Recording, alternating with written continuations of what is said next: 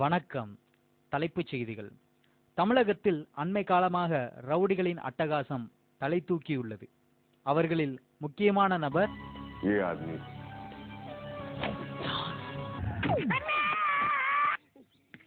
செங்கல கொண்டு எடுத்துட்டாங்க. ஒரே அடி அடிச்சாலும் வாங்கின சுத்தி விடணும். அது அடி முத்துப்பாண்டி அடி. உனக்கு மட்டும்தான் குறிப்பா தெரியுமா? எனக்கு தெரியும்டா.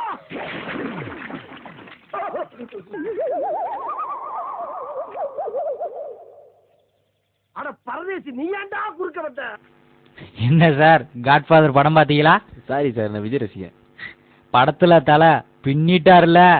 என்ன இருந்தாலும் தலை தாம்பல. சரி வாழ, பஞ்சாயத்துக்கு நேரமாச்சு. இந்த 18 பட்டி மக்களும் இங்க எதுக்கு கூடியிருக்கப்படா? நம்ம ஊர்ல உள்ள ரவுடிகளை பிடிக்கிறதுக்கு ஒரு வீரவாட ஆள் தேவை. யாராவது இருக்கீங்களா?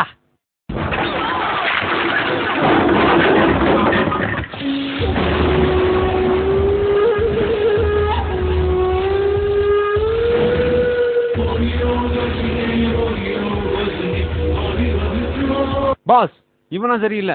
நான் வேணா கில்லி மாதிரி போய் அல்லேக தூக்கிட்டு வந்துட்டுமா? ஓகே, இதுக்கு நாங்க சிரிக்கணும். ஜெய், உங்க சண்டையில அங்கிட்டு போய் வச்சுக்கங்கடா. இதோ பாரு பெருசு, நம்ம கிட்ட கில்லி மாதிரி ஒரு ஆள் இருக்கான். கில்லியா? பார்க்கத்தான் கில்லி, இறங்கிட்டான்னு வச்சுக்க சரியான போக்கிரி.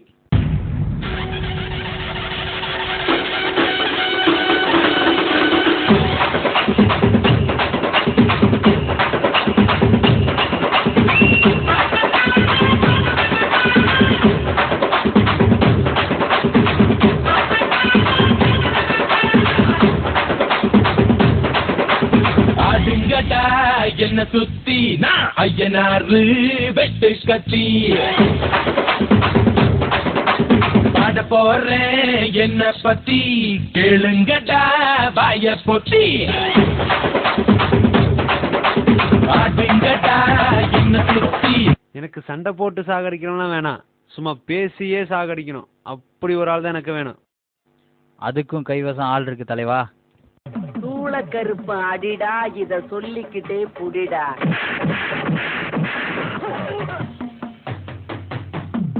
குந்தளக்கர கும்மா, இத வாங்கிக்கடா சும்மா.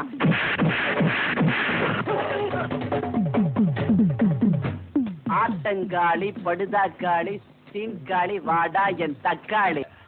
இது சும்மா ட்ரைலர் தாமா, மெயின் பிக்சர் நீ இன்னும் பார்க்கல. பார்த்த ஆடி போயிடுவேன். வாடா எம்மனாரு வாங்கித்தான் நீ பாரு. நின்னாக்கா அடிப்பேன், நிமிந்தாக்கா உதப்பேன்.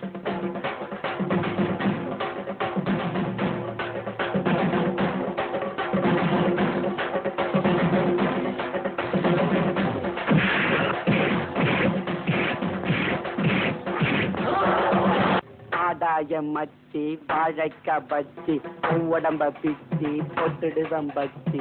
ஆதாய மச்சி வாழைக்கா பச்சி உடம்ப பிச்சி பொட்டுடுவம் பச்சி.